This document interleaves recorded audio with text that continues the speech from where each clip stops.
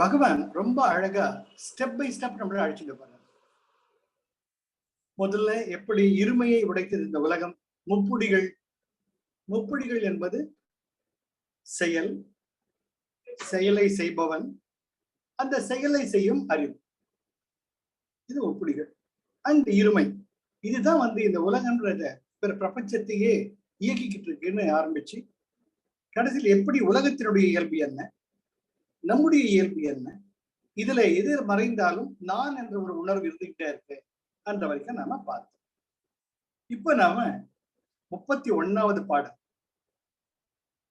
தன்னை அழித்து எழுந்த தன்மையான் அந்தருக்கு என்னை உளது ஒன்று இயற்றுதற்கு தன்னை அல்லாது அந்நியம் ஒன்றும் அறியார் அவர் நிலைமை இன்னது என்று உன்னல் எவன். இது நீங்க உபதேச உந்தியார்ல பார்த்தா அந்த சிமிலர் லைன்ஸ், அதுதான் பேசிஸ். அதனுடைய விரிவாக்கம் உள்ளது 40.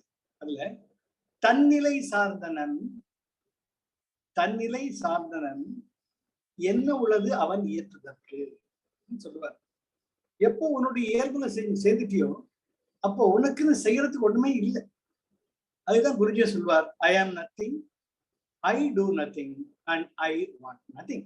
அந்த ஐங்கிறது the greatest I, the fundamental. அதுதான் இங்கே சொல்றார். தன்னை அழித்து, இங்க தன்னை என்றது ஈகோ. ஒவ்வொரு நிலைகளுமே நாம ஈகோ பேஸ் பண்ணிதான் ஒவ்வொரு செயல்பாடுமே நடக்குது. அதுல மட்டும் ரொம்ப சர்வ ஜாக்கிரதையா, இதுதாங்க பேசிஸ், இதுதான் பேசிஸ். முதல்ல நாம உருப்படுறது வழியை பார்க்கணும். நாம எது இருந்தாலும் இல்லாட்டி நம்ம சந்தோஷமா இருக்குமா, நமக்குள்ள அலை கழிக்காம இருக்கா, அது எல்லாருக்கும் அலை கழியும். ஆனால் விழுந்த நேரத்துல தஞ்சாவூர் பொம்மைவா நிக்கணும். தஞ்சாவூர் பொம்மையை எந்த பக்கம் உருட்டி விட்டாலும் அது தலைகீழ போக படுத்துக்கும், எந்திரிக்கும், கப்பு நிற்கும். அது போல இந்த ஈகோன்னு என்னெல்லாம் எப்படி பண்ணாலும் நான் எந்திரிச்சு நிற்பேன். அந்த ஒரு உணர்வுடன் நீங்க if you are able to know the technique as to how to handle your ego, then the self realization is very very very easy. உள்ளங்கை நெல்லிக்கனி போல என்றும் உணர்வுருவாக இருக்கக்கூடிய அந்த உணர்வு உங்களுக்குள்ளே இருக்கிறது. இல்லாததை நீக்கிட்டு அதான் நீங்க. ரொம்ப ரொம்ப முக்கியம் இது, தெரிஞ்சுக்க வேண்டியது. அதனால தன்னை அழித்து எழுந்த தன்மையானந்தருக்கு எப்படி நீ ஈகோவை ஹேண்டில் பண்றதுன்னு ஈகோ அழிச்சுக்கிறீங்க. உனக்குள்ள ஆனந்தம் எப்பொழுதுமே இருப்பதை நீ உணர்வாய். தன்மையானந்தருக்கு, தன்மையானந்தருக்கு, தன்னில் ஆனந்தமாக எப்பொழுதும் இருக்கக்கூடிய உன்னுடைய ஆத்மாவிற்கு என்னை உளது ஒன்று ஏற்றுதற்கு நீ செய்யணும்னு என்ன செயல்படுறதுக்கு. இப்ப நம்ம காலையில் எந்திரிச்சு சமைக்கிறது, கொள்றது, இப்ப வேலை பண்றது, எல்லாம் பண்றதுமே ஒரு சுகானுபவம் இல்லையா? எல்லாமே ஒரு ஆனந்தத்துக்காக தான் பண்றது. எந்த ஒரு செயலை எடுத்துக்கிட்டாலும் அது மற்ற நம்ம சுத்தி மூடுதான் இருக்கு. எப்பவுமே மறக்காதீங்க. ஒன்று நம்மளை சுத்தி மக்கள் இருக்காங்க, இல்லாட்டி நம்ம சுத்தி பொருள்கள் இருக்கு, இல்லாட்டி சூழ்நிலைகள் இருக்கு. People, things are situations. இது மூணு தான் நமக்கு மாத்தி மாத்தி மாத்தி இந்த சுகானுபவம் கொடுத்துட்டு இருக்கு. நம்ம நெருங்கிய உறவினரை பார்த்தா சந்தோஷம், நமக்கு இஷ்டமான பொருளை நம்ம சாப்பிட்றதா இருந்தா சந்தோஷம், நமக்கு எல்லாரும் சந்தோஷமா பேசி கலகலன்னு இருந்தாங்கன்னா சந்தோஷம். இதுல கொஞ்சம் நிலை மாறினாலும் அந்த சந்தோஷம் காணாம போகும். ஏன்னா இந்த மூணுத்தையுமே நாம எப்படி ரிலேட் பண்றோம்னா ஐ, மீ, மை, மைண்ட் என்றதுதான் நம்ம ரிலேட் பண்றோம். ஆனால் தன்மையானந்தருக்கு, தன்னிலே தான் வைத்திருக்கக்கூடிய ஒரு ஆனந்த நிலையை பெற்றவனுக்கு என்னை உளது ஒன்று இயற்றுவதற்கு செய்யணும் என்ன இருக்கு. ஒருத்தர் நேரம் வர அடுத்த பார்த்துட்டு புத்தரை புத்தர் பார்த்து ஒரு இளைஞன் வந்தாதான், ஐயா எனக்கு நீங்க தான் ஞானம் கொடுக்கணும், எல்லாமே நீங்க தான், காலை விழுதுதான். புத்தருக்கு ஒன்றும் புரியல, கௌதம் புத்தருக்கு. சரிப்பா, வெரி குட், நீ வா மொனாஸ்ட்ரி மடாலயத்துல சேர்ந்துக்கும். திபி அவங்க அப்பா பின்னாடி வர்றாரு, என்ன ஒரு பெரிய பணக்காரர். ஏன் என் பையனுக்கு எடுத்துட்ட, அவன் நல்லா ஒழுங்கா இருந்தான், 7 தலைமுறைக்கு உட்கார்ந்து சாப்பிட முடியும் அவனால, அவன் இப்படி கெடுத்து வச்சுட்டே நீ. அவன் எப்ப பார்த்தாலும் புத்தா புத்தாங்க உன்னை பார்த்துட்டு காரி உமிழறார் புத்தர். புத்தர் அதை தொடச்சிக்கிட்டு சரி அப்படின்னு அவர் திட்டு போயிடுறாரு. அவர் வீட்டுக்கு போன ஒரு மனசு என்னமோ பண்ணு, ஐயோ பாவம் அவரை திட்டு என்ன பண்ணு, என் பையன் உருப்படாம போனா அவர் மேல ஏன அந்த மன உறுத்தல் எல்லாருக்குமே இருக்கும். தன்னஞ்செறிவது பொய்யற்க பொய்த்த பெண் தன்னெஞ்சே தன்னை சொல்லும். அடுத்த நாள் வர, ஐயா என்ன மன்னிச்சுக்கோங்க, நேற்று தெரியாதனமா தப்பு பண்ணிட்டேன். அப்ப புத்தர் சொல்ற, இன்றைக்கு இருக்கக்கூடிய நீங்கள் நேற்று இருந்தவர் அல்ல, நேற்று இருந்த அவர் இன்று இருந்தவர் அல்ல. இதுல எதை பார்த்து நான் சங்கடப்படணும், எதை பார்த்து சந்தோஷப்படணும் அப்படின்னு பேசி அவர் பார்க்கறச்சே அவர் அப்படியே கலக்கிப்பார். அது போல தன்னை தன்னில் லயித்து இருக்கக்கூடிய தன்மையானதற்கு செயலாற்றுவதற்கு என்ன இருக்கு? அப்பேற்பட்ட நிலையில போறப்பதான் உங்களை நாடி தானே.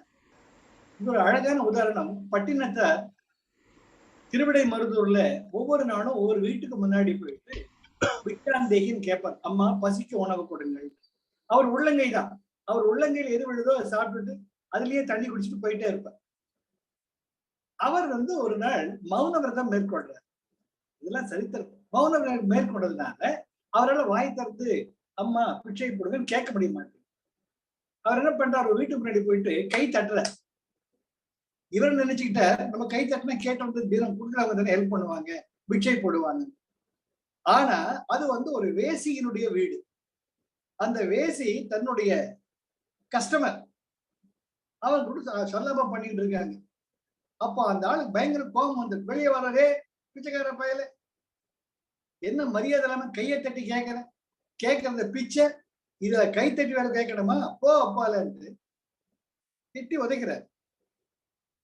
எட்டி உதைத்த அந்த கணத்தில் அவருடைய கை கால்கள் செயல் எழுந்த போய் அப்பவும் பட்டினத்தார், ஏகம்பனே, கட்சி ஏகம்பனே, திருவிடை மருதூர் மருதீசனே, என் சார்பாக இவருக்கு இந்த நிலை ஏற்பட வேண்டும். அவன் அறியாமையால் ஏற்றுகிறான், அவனை மன்னித்து விடுங்கள் என்று சொன்னப்ப அந்த க்ஷணம் எந்திரிக்கிறான், ஐயா என்ன மன்னிச்சுடுங்க, உங்களுக்கு தெரியாம.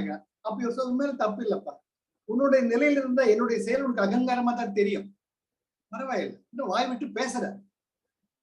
அப்பதான் உணர்ற, ஓ நான் மௌனமா இருக்கணும்னு நினைக்கிறது கூட தப்பு போல, மருதீசனுக்கு ஒப்பு மொழியல்ல, நான் ஏன் இருக்கணும் மௌனத்து. அப்ப மருதீசப்பா சொல்ற, இனிமேல் நான் இருக்கும் இடத்தை தெரிந்து அன்னம் வரியும் இல்லையா, அன்னம் புசிக்க மாட்டேன் இறைவா அப்படின்ட்டு அதை கிழக்கு வாசல் உட்காந்துக்கிறார். அப்பதான் பத்திரிகையில இருந்து சேராரு சீடலாம். எப்படியோ ஒண்ணு, இறைவான் நீங்க முழுமையா சரணாகதி அடைகிறச்ச உங்களுடைய தேவைகள் தாராக தீர்க்கப்படுது. இது நடைமுறையில் எவ்வளவோ பார்த்தாச்சு, எத்தனையோ சத்குருக்கள் வாழ்க்கையிலையும் பார்த்தாச்சு.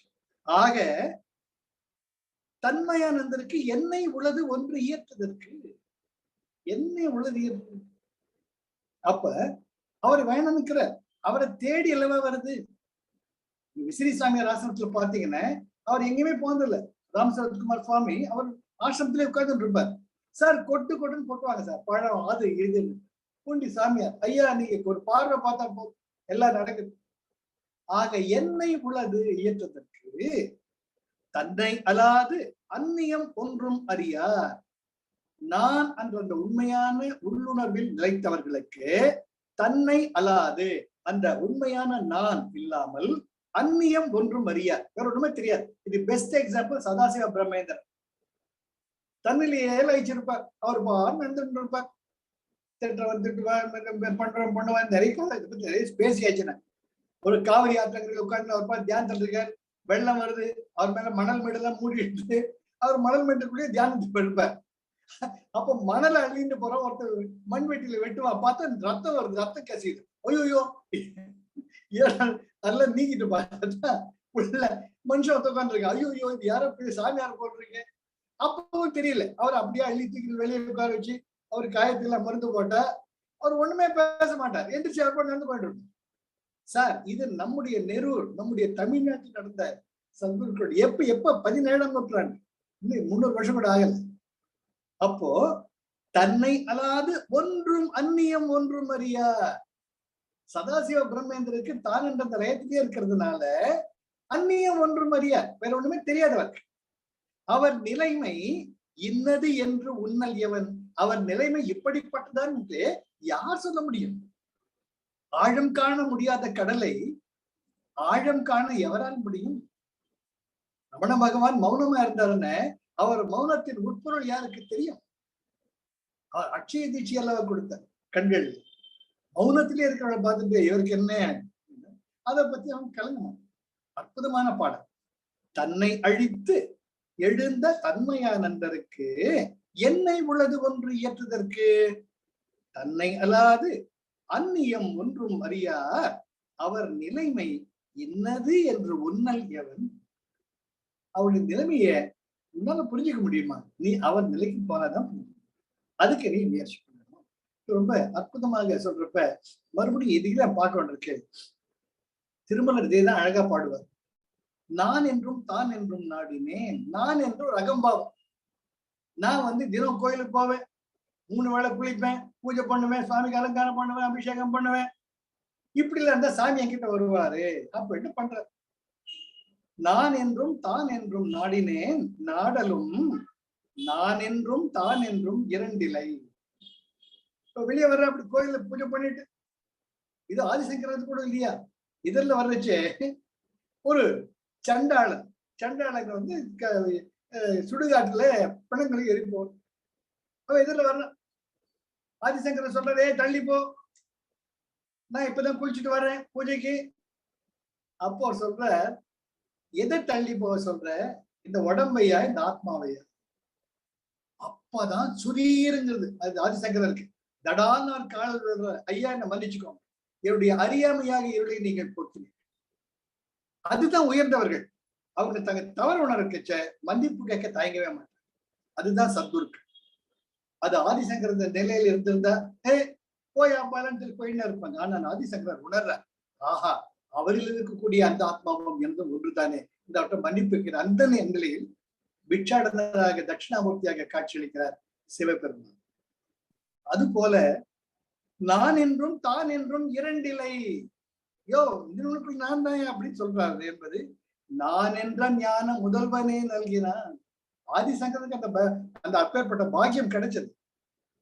அந்த அந்த தருணத்தில் சண்டாளனாக காட்சியளித்தவர் பிட்சாடனராக தட்சிணாமூர்த்தியாக காட்சி தருகிறார்.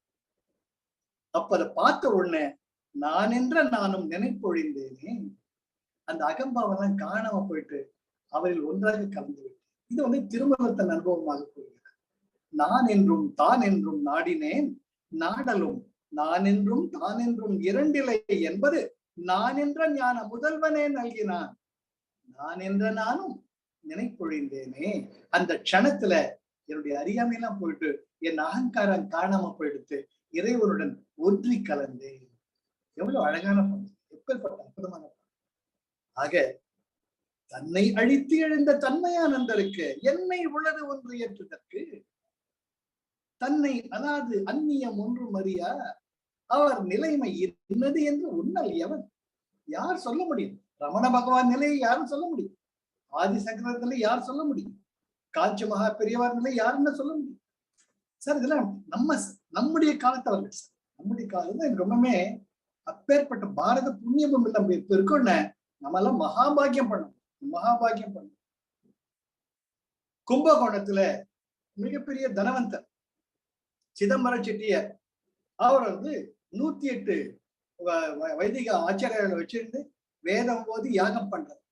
பண்ண முடியாத பண்ணி கார் வச்சுக்கிட்டு அந்த பிரசாதத்தை மகா பெரியவருக்கு கொண்டு வெயிட் பண்றார். எடுத்த உடனே பெரியவரை பார்க்க முடியாது. பார்த்த அவரும் பார்க்கிற, எல்லாருக்கும் தரிசனம் கொடுத்தவர் இவருடைய டேர்ன் வந்த உடனே எந்திரிச்சு உள்ள போயிட்டார். நடந்தது படிச்சு பாருங்க, தெய்வத்தின் குரல்ல இருக்கு. அவருக்கு ஒரு மாதிரி கதிகலைகள், இவருக்காக நான் யஜ்ஞம் முடியாம இங்க பிரசாதம் கொண்டு வந்திருக்கேன், இப்படி என்ன ரெக்கக்னைஸ் பண்ணாம போயிட்டாரு அப்படின்ட்டு நிக்கிற. அப்ப சிவராம சாஸ்திரிகள் இருக்கார். அவர் தான் சிவராம அம்மாம்பாங்க. அவர் இன்னைக்கு அவருக்கு 85 வயது பெரியவர் இருக்கார், இங்கதான் இருக்கார். அப்போ மத்திய கைலாஷ்பத்துல இருக்காரு. அப்புறமா மொள்ள போய் கேட்கிறார் பெரியவரை, ஐயா பெரியவா அவர் காத்துட்டு இருக்கா, அவ கும்பகோணத்துல எவ்வளவு தூரம் கார் வச்சுட்டு வந்திருக்கா, அவ யாகம் பிரசாதம் தரணும், அவனை அழிச்சுட்டு உள்ள படவா. இவருக்கு ஒண்ணும் புரியல. அவர் வர்றாரு உள்ள, நீ என்ன பெரிய யஜ்ஞம் பண்ணிட்ட, எல்லாருக்கும் சம்பாவனை சரியா கொடுத்தியா? எல்லாருக்கும் 2000 ரூபாய் கொடுத்தியே, அந்த பெரியவருக்கு மட்டும் ஏன் 1000 ரூபாய் கொடுத்த? இவர் வெது வெதுத்து போறார். சுவாமி, அவர் வயசானவர் சரியா ப்ரொனவுன்ஸ் பண்ணல, உச்சாடனம் பண்ணல.